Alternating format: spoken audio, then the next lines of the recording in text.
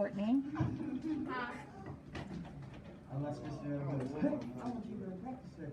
All right, so it looks like we have everybody here except for Nathan. I don't know your Nathan. How do you know that? No, I know All right, so we are on, guys, we're on the back of page 8, and we're ready to start graphing the vertical asymptotes. What did you say?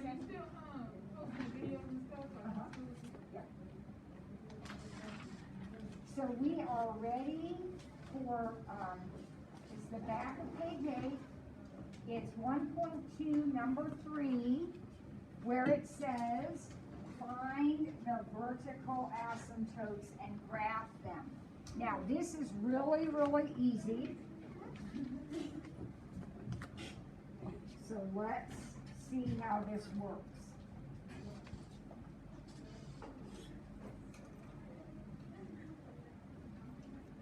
So I'm going to look at the problem.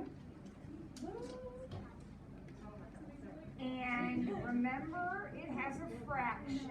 It's a fraction. And we look at the denominator.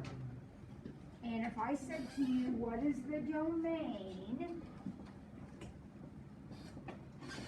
Wouldn't you say x minus 1 cannot be 0? The denominator cannot be 0, which means x cannot be 1 if I add 1 to both sides. Now, guys, that's the domain. That's what we talked about before. Are we on it? We are on our notes. Back to page 8. Back to page 8.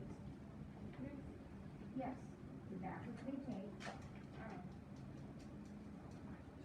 This is page 8. Here we go. Down here. Yep, we're down here right there on that column. Okay, so we're on page 8, back of page 8, number 3, down at the bottom. And we are finding our vertical asymptotes, and we're going to sketch them. So, here's why I did this. We've already talked about domain. The denominator cannot equal 0. Whatever your cannot be is, x cannot be 1, that is your vertical asymptote. So your vertical asymptote, vertical line, right down through where x equals 1. So this is your domain.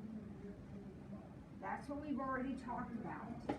But your domain is tied directly to your vertical asymptotes. So whatever you say x can't be, that is where you put your vertical asymptote. So when I look at the next one,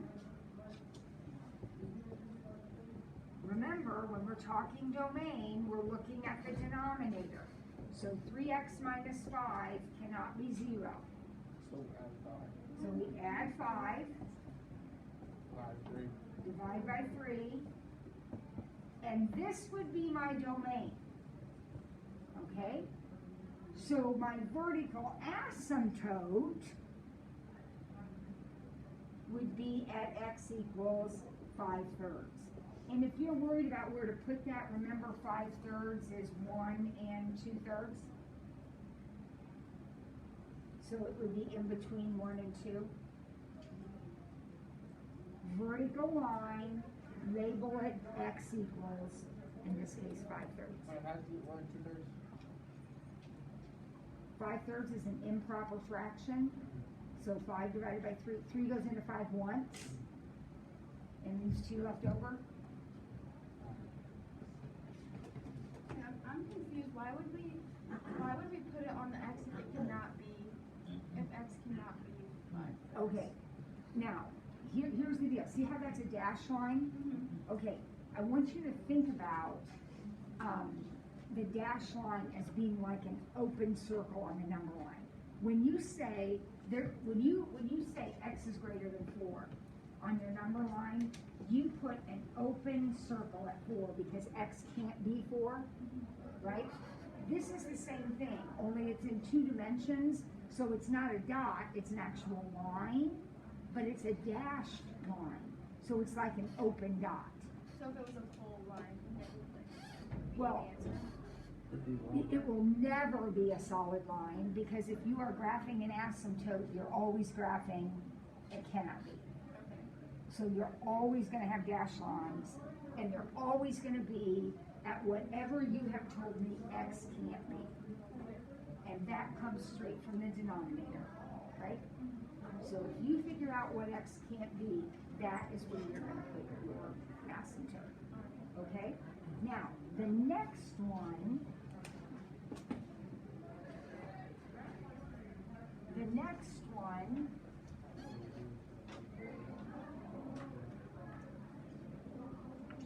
be careful. What do you think you might do with the next one? Yes, we're looking at the denominator, because remember, isn't it the denominator that I care about? Yep, only the denominator. Don't care about the numerator, just the denominator. So it factors into x plus 2, x minus 2.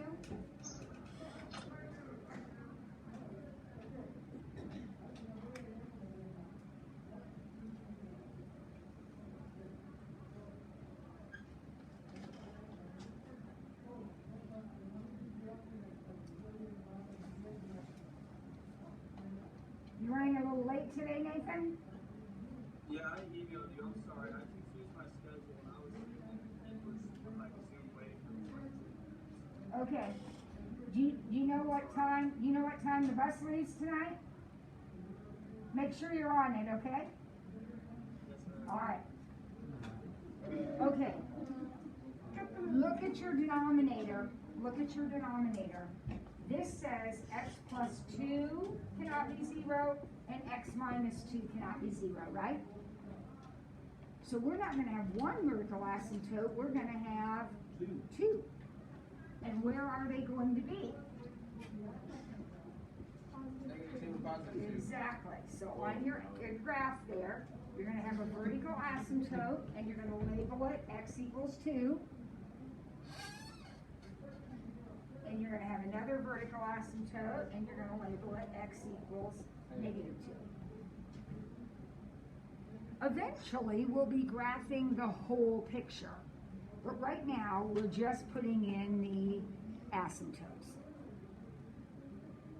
Okay? All right. Oh, you think you got it. Look at this next one. Oh, my. Oh, my. Okay. Remember now, guys, we only care right now about the denominator, right? So let's not worry too much about the numerator. But what about the denominator? Look at it closely. Do you notice anything about the denominator? You can factor it. So we're going to factor very carefully.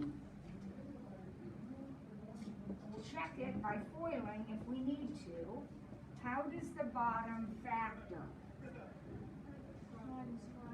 X minus 5 plus 1, Cammie says. Is she right?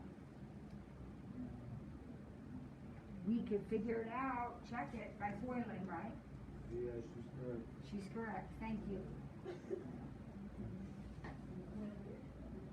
So if we were doing domain,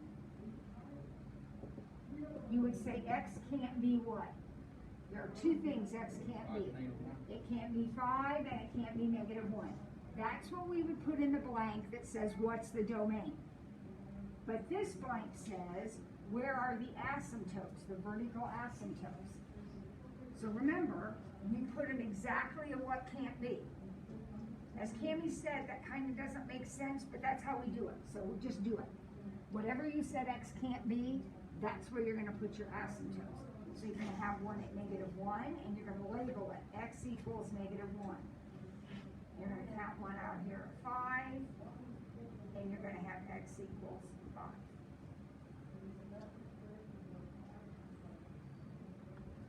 So when I end up drawing this picture, it's going to have some kind of weird shape. There's going to be a piece of it out here, a piece of it in the middle, and a piece out here.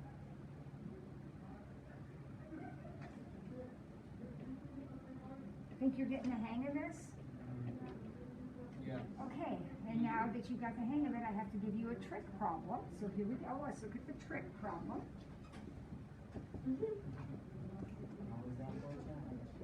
Good. Because this one's going to be a challenge for you. Take a look at it. Do you notice anything about the top? I know I told you not to look at the top, but this time we got to look at the top.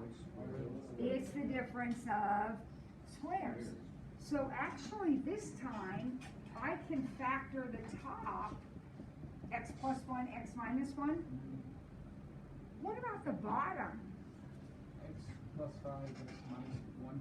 X plus 5, x minus 1. Very good, William. That is exactly how that factors. And what do you notice now? The second one cancel. These will cancel, right? So we're not going to have two asymptotes. Even though we thought we were going to have two, we're really just going to have one. So we're going to have an asymptote at, where would the asymptote be? Negative 5. Yep, I heard somebody say it. X equals negative 5. So do you only look at the top one is square with just another number, or like, so like the next one is gonna be for the? You look at the top if you can factor it, because there's a chance, Courtney, this will happen. Now, it might have been, let's say when I factored, let's say this was a 2. Now, nothing will cancel, so that was like wasted effort, because I don't use the top for anything unless I can cancel something out, okay? Because x plus 5 cannot be 0, so when I solve that, x can't be negative 5.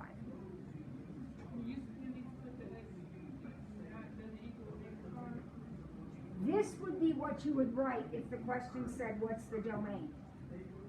If you were finding the domain, which is what we did yesterday, you would write this, x can't be negative 5.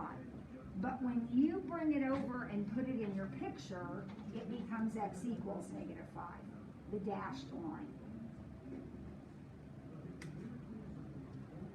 All right, F, what do you think? You got it already? All right, well, let's back up, let everybody else catch up. What did you do to it? Factored it. And how did you factor the top? X plus 5, x plus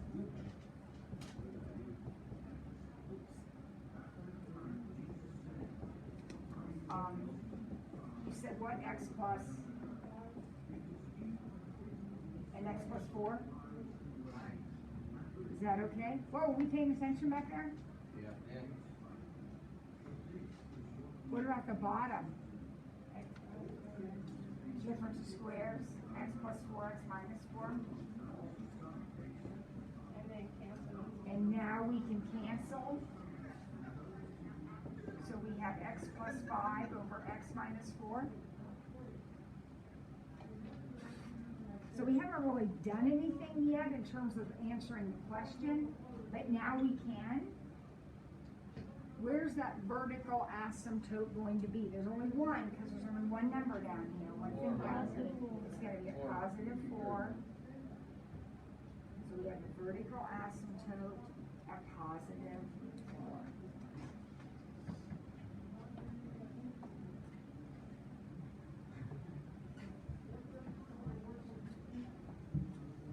Is there a reason you got in the line? Yep. We're not in the line because an asymptote is not really a part of the picture. It is a guiding line. So when I actually sketch in something, I don't know, this one, I'm kind of making this up. We're going to learn about all this stuff, but when I actually draw this picture, the The blue is going to be the picture, okay? The blue is the actual graph. These are not part of the graph, but they help guide me. You know, they're like the boundaries for the picture. The solid blue lines are the actual graph itself. So solid lines are used for the graph. Dashed lines are used for anything else that you put in there that you might need. All right, one more of those guys. You're doing great. Oh no, look at this.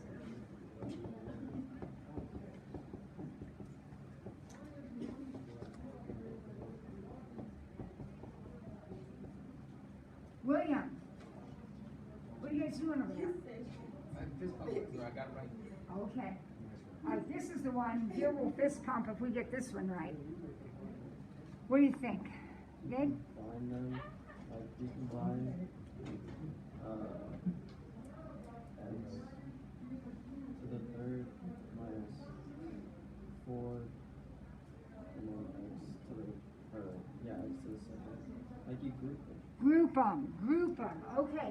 So Dave says the bottom has, look at all those terms. When we have that many terms, we're going to group them, right? So here we go. I'll do that part of it. Let's see. I take out an x squared from those two. And what would that leave me with? X minus 4. All right, and then what can I take out of these guys right here? Negative, always take that negative out. So you take out a negative, and really the only thing else you can take out, are you guys here for the commons? Yeah. Okay, have the learning commons people talked to us yet? No. All right, come on in. You're on video, so make it good.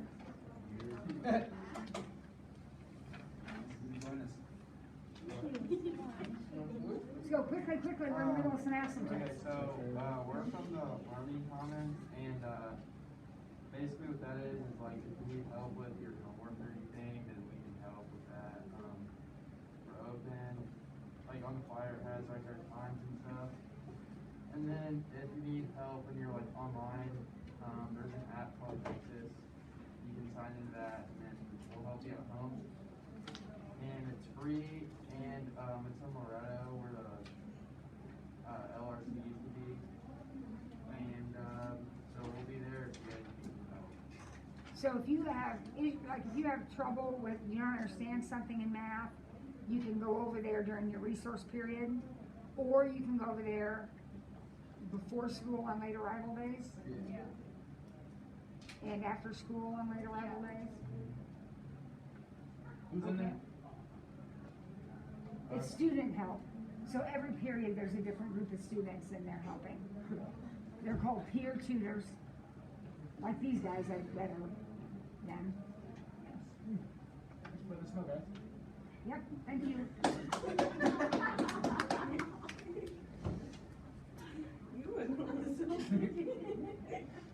Okay, so back to our problem.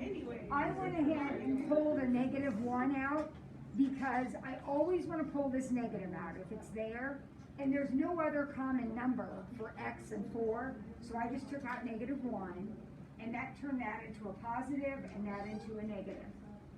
So this is still the denominator now, but now I have my matching factor, and x squared minus 1.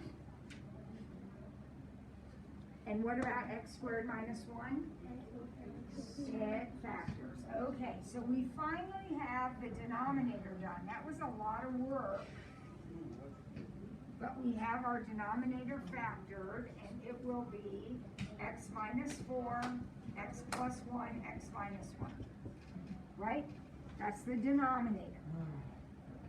Now, what about the numerator? It's not so hard, because it's smaller. So what's the numerator going to be?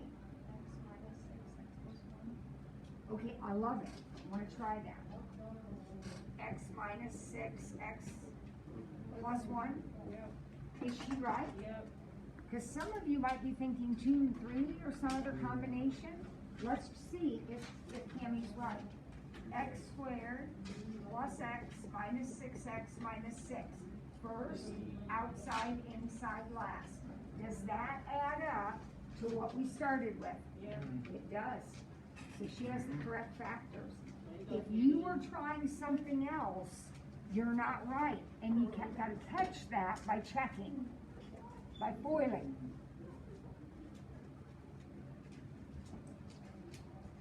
Isaac, what are you doing? No, no, no, no, put it in your backpack. Not between your legs. Thank you. Okay, now take a look at the problem. This is what we have. What do you notice about it? We can cancel, right? So we're left with x minus 6 over x minus 4, x minus 1. So we have vertical asymptotes at x equals 1 and x equals 4.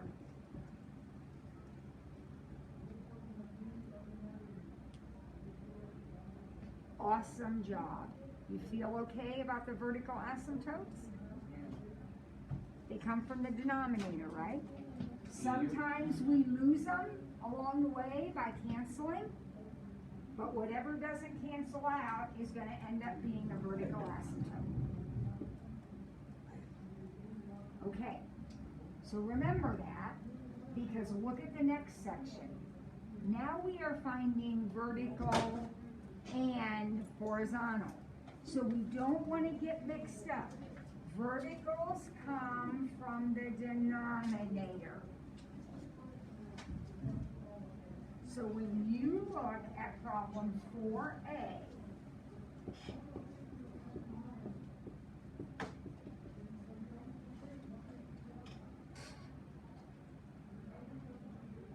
when you look at that problem, you ought to be able to tell me that the vertical asymptote is where? Negative 3. Vertical goes up and down, so there's my vertical asymptote. Are we gonna do like horizontal? We're going to do horizontal right now, yep. I thought I'd start with vertical because that's what we already know. Now horizontal's new. To get the horizontal asymptote, it's a little bit trickier, but it's not too hard. Look at your problem. Find the x's and just look at them. So in other words, I want you to look only at 2x and x. We're not looking at the numbers, we're looking only at the x's. Notice that if we take the numbers out, we have y equals 2x over x. Well, what happens when you have 2x over x? Don't these cancel out? And you're left with y equals 2.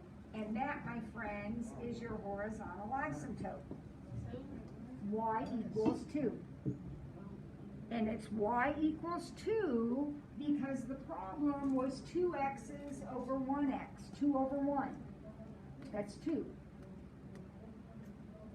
So there it is. There's your horizontal asymptote.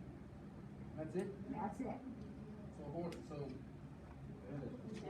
is x's Yes, you just look at the x part of the fraction. Yep. on the top part? Top and bottom. Wait. Because William, look, I did 2 over 1. William, 2 over 1. Okay. Okay, you gotta look at the bottom too.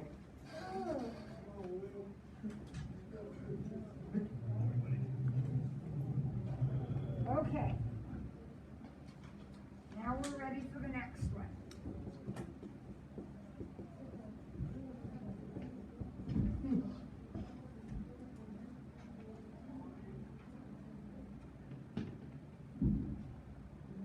Any ideas? Oh, the X plus 3, x minus 3. So we can factor that, okay? X plus 3, x minus 3. And what does that tell me about my picture? I'll have 2 verticals And they will be where? -3 -3 and +3. Very, very good.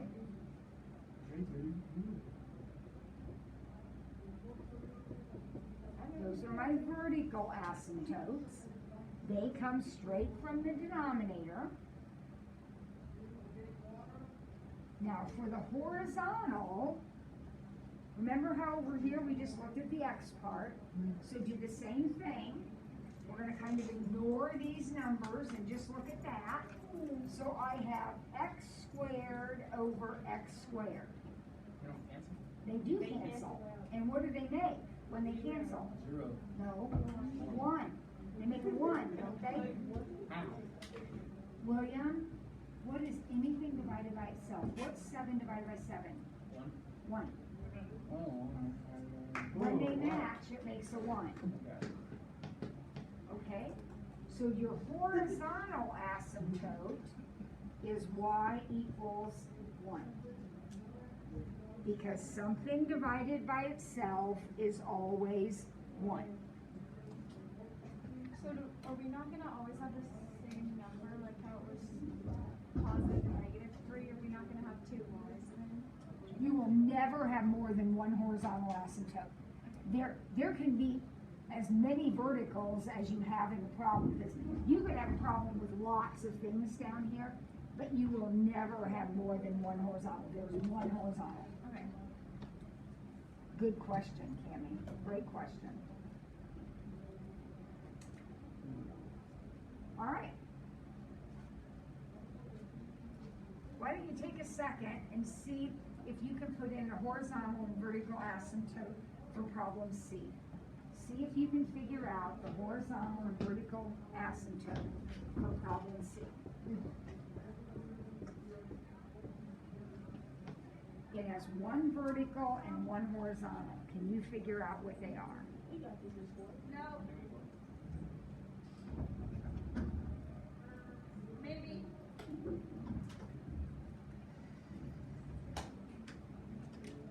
We can say that.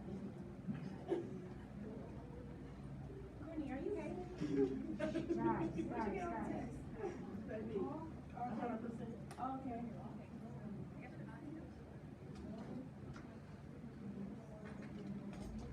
Hey, Dave, you want to sit up? So, we had this faculty meeting this morning. You know how we have meetings all the time when you guys get to stay home and sleep in and have breakfast and do all the fun things you get to do. We're in here having meetings, and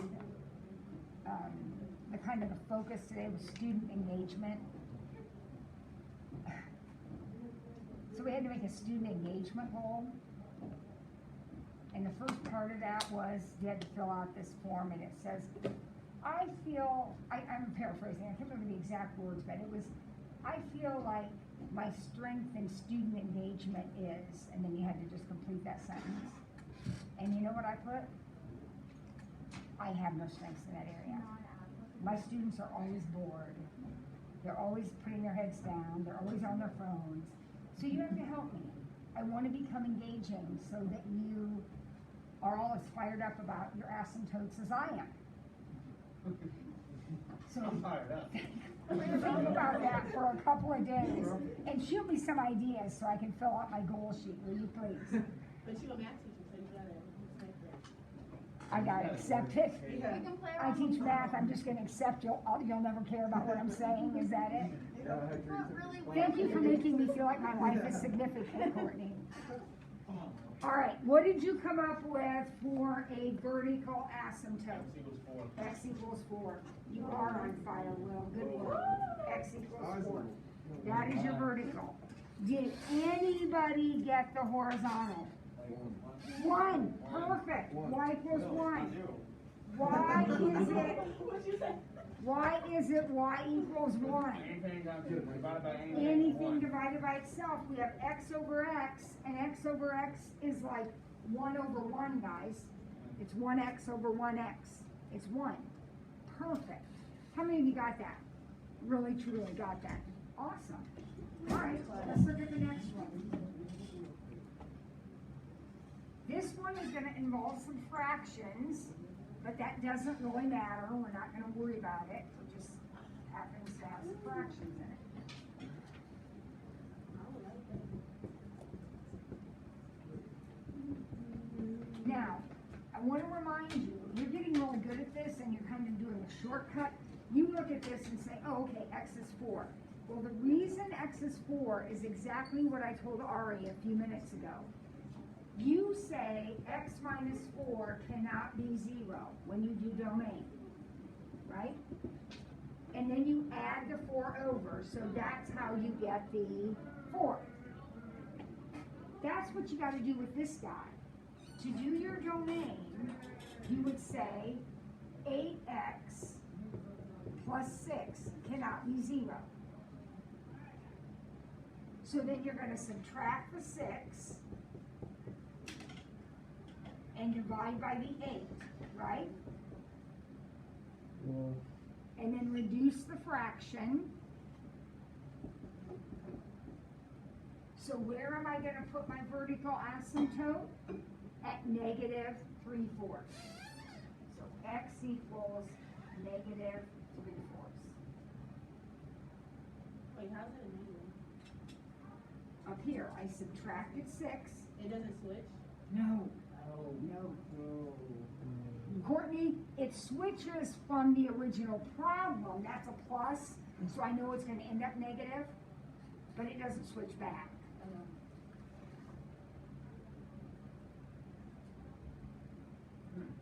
Now, where's my horizontal? Well, remember, you're looking just at this part of the problem. So 3x over 8x means your asymptote's where? 3x. Yep. You have a horizontal asymptote at y equals 3x.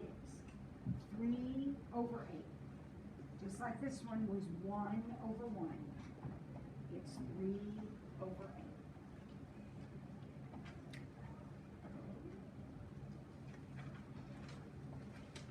And you plotted 3/4, negative 3/4. This is negative 3/4. That's the vertical. How low? Well, that's less than 1, right? So this would be negative 1. So it's between 0 and negative 1. That's, like this is negative $1. That's 75 cents. Yeah. So 75 cents is before you get to $1. I got there's negative 2. It's not in there. Yeah.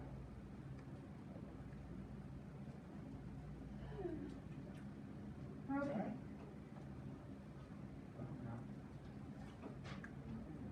Stay with me.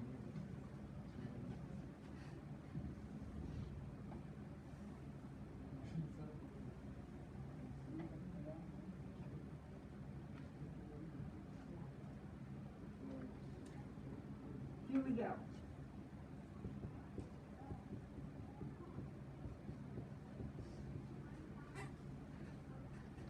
Did any of your parents do the virtual parent-teacher night last night? I miss it. I liked meeting your parents. We had to make a video, and then the parents who wanted to watch the video could watch it, I guess. How many people showed up? Well, we weren't on. We made the video, and then the school put them all together. And so then your parent just went to this place, this website or whatever, and clicked on whatever teacher they wanted to see the video for. So I don't know. They can probably tell how many views we had, maybe. I don't know. I have no idea. I did get a couple of parent emails, so I think there were a couple parents that did watch and then some emails, but I don't know. It was so weird making a video for it. All right, here we go. Where are our vertical and horizontal asymptotes? How do you think we'll start this?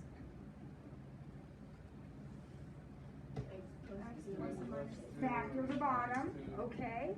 You're very good at that. Super. X plus 2, x minus 2. Nothing cancels, right? So we're going to keep both of those and have 2 verticals. One at negative 2 and one at positive 2. Now, the horizontal is a little bit tricky this time, because if you look back at all the other problems we've done with horizontal asymptotes, this one was 3x over 8x. This one, the one I just erased, was x squared over x squared. In all the other problems, the x's matched. So if you had a plain x, you had a plain x. If you had an x squared, you have an x squared. Here, they don't match because the top has a plain x, not squared or anything, and the bottom is an x squared. Okay? The way you do this officially is they gotta match. In order to find the asymptote, you've got to have the x's matching. So we simply say, okay, the biggest one is x squared. X squared is the biggest power that I have. I have one x squared on the bottom, and I have no x squareds on the top. So I can physically write in no x squareds, 0 x squareds. Then, when I compare, I have 0 over 1. What is 0 divided by 1? What's 0 divided by anything? 0. So your horizontal asymptote is at y equals 0. I am not a big fan of memorizing extraneous stuff, but for your information, anytime the power on the bottom is bigger than the power on top, your asymptote will be 0. So if you had one that had like 5x squared, blah, blah, blah, over 3x cubed, blah, blah, blah, blah, that horizontal asymptote will be 0. Anytime the top is smaller than the bottom, anytime the bottom is the biggest, you're gonna have 0.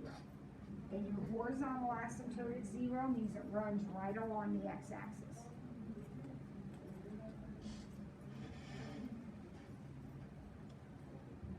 All right, so let's look at F.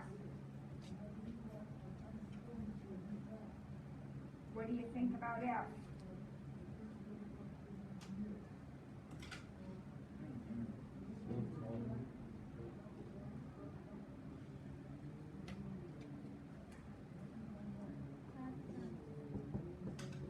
Factor the bottom? How does the bottom factor?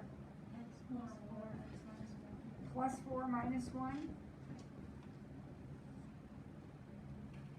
Does anything cancel? Please don't get crazy, people. These do not cancel. That one has a 2.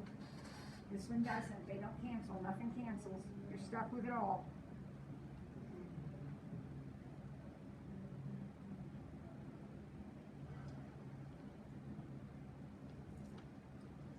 So where are my verticals? At 1, x equals 1, and be careful about your labeling. That is worth points. What do you mean? If you don't label, you'll get a little bit of credit taken off. Well, I have a question. So, you know how you said that it would be different if your bottom has more x's? So what if the top has more x's? We're getting ready for that. Let's finish this problem and it'll be the very next problem, Jada. Great question. Great question. Why can't you just, if there's a squared x in the bottom and like a normal x at the top, why can't you just factor it to where it shows 2 x's and then it'd be 2 over 2? Instead of the horizontal line would be 1. Oh, I see what you're saying. Why can't I just build the fraction right here? Yeah. Because you can't ignore that one. Yeah, but then if you added that, then it would just be. No, you can't do that. This is a multiplication problem, and so you can't. In order to do what you're talking about, you would have to do what we call partial fraction decomposition, and you don't know how to do that yet. So the answer is no, we don't do it. We don't do it. So it doesn't make, it's not logical. It's not, I know, I see where you're going with that, but it doesn't work. It's not mathematically solid. So If you want to do, I did not copy down the original problem. Yeah. My horizontal asymptote is going to come from the original problem. Right here is where my horizontal asymptote is coming from. Not some work that I did. but the actual problem. And so, let me get my other asymptote in here. So now I notice that the top power is less than the bottom. That always means my horizontal is 0. But if I don't remember that or don't trust myself, put a 0, x squared up there on top, because that's what you're actually comparing. You can't compare an x with an x squared. You have to do x squared to x squared. So it's 0 over 1, which is 0. Great point. You have to use the original problem. All right? Will? Okay. Now, Jada has a great question too. So let's look at the next problem. Because you'll notice in the next problem, well, first of all, let's do the part we know. Wait, the answer was 0, right? The horizontal asymptote Was for 0, right? problem E and F was 0, yep. The horizontal asymptote. There's like multiple answers because you're finding vertical asymptotes and horizontal asymptotes. Okay, so now we have G.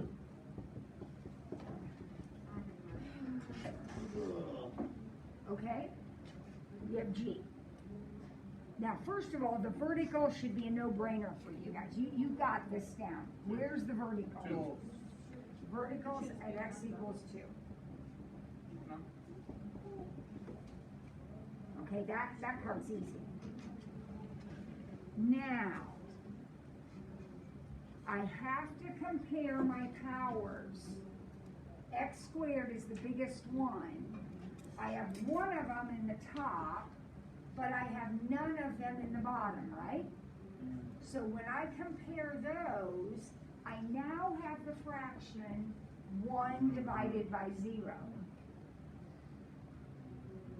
1 divided by 0 is undefined. It is not allowed. So when the denominator is smaller, Jada, when the top is bigger than the bottom, there is no horizontal asymptote. That's the answer, right? You write none. Huh? Or you can write no horizontal. So let me recap that, just to make sure everybody's got that. When the top is smaller, your asymptote is 0. When the top is bigger, you don't have one. When they match, that's when you compare them and get 2x over 3x or 1x over 5x or something like that. Huh? Sure. Sign out. All right, we have one more. One more. We're not going at 1.3 today? I gotta go down and get the paper because I don't think I've handed that paper out yet.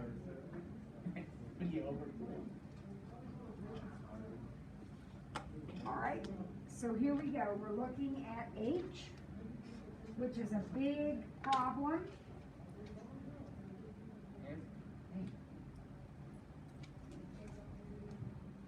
So let's take a look at this. We have 3x cubed plus 9x squared minus 1 over x squared minus 4x plus 4. Now, if you were listening to what I just said, you'll notice that the power on top is bigger than the power on the bottom, which means that you have no horizontal. Because when the top power is bigger than the bottom, you have no horizontal asymptote.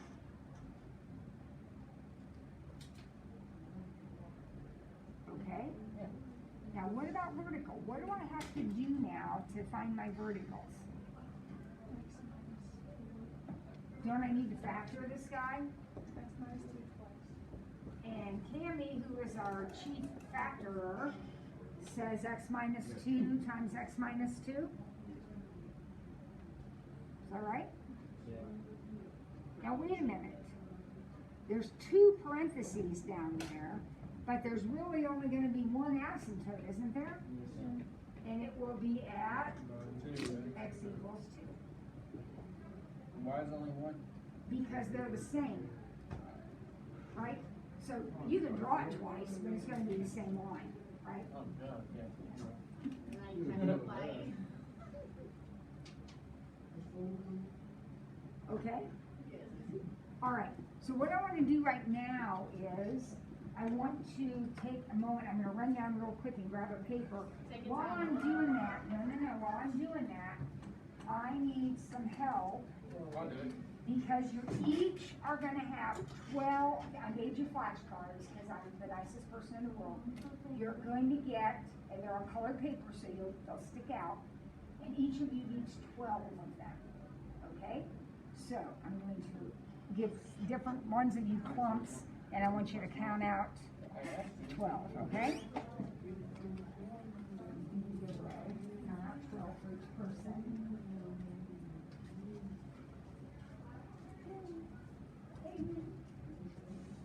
Come on. Put it in your backpack. We gotta go Did through this you every think that day. I was just not know what Isaac keeps his Yeah, phone? you think you're special? Count out 12, and we 12 together. Teacher's pet goal.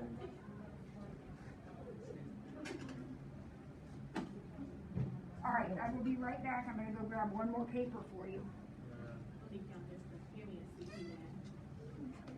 Everybody know your phone. Pop.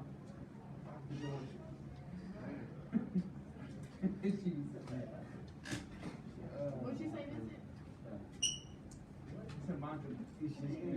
Roger, what? Wait, so I passed out COVID. Oh my. Take 12, pass around. Oh. Bad. Wait, so should we all just have 12 exactly, or? Yes. Damn, told y'all. Got a school today? phone, huh? Got a school today? Found the score today? Got a school today. Yes, I did. Cheer for you. Why did you ask me that every time when I show you my fingers like Because this? you don't drive. The mom dropped you off. Listen, like literally we work next to each other all the time. Like, what are you talking about? Fucking lying. Where'd you park at, Gordon? See, you're right, like always. You're lying. Yeah. You're lying. That's so cool. Did you hear my school sometime? Oh, she got you. Okay, did everybody get your 12 flashcards? Now, guys, these are required, flashcards are required. You're going to want to have them because you could, Courtney, You was gone. Like, you trying to put that you right? have a job to do. No, I might as well. put it in your backpack. Shaking my head. Sassy. All right, so everybody's got.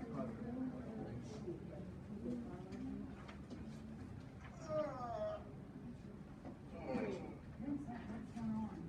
What's what?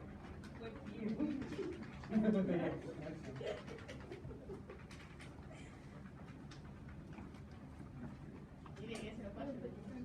All right, so does everybody have, I need my extra cards up here because I'll need them for another class. I'll make. All right, so everybody's got that. I'm gonna go ahead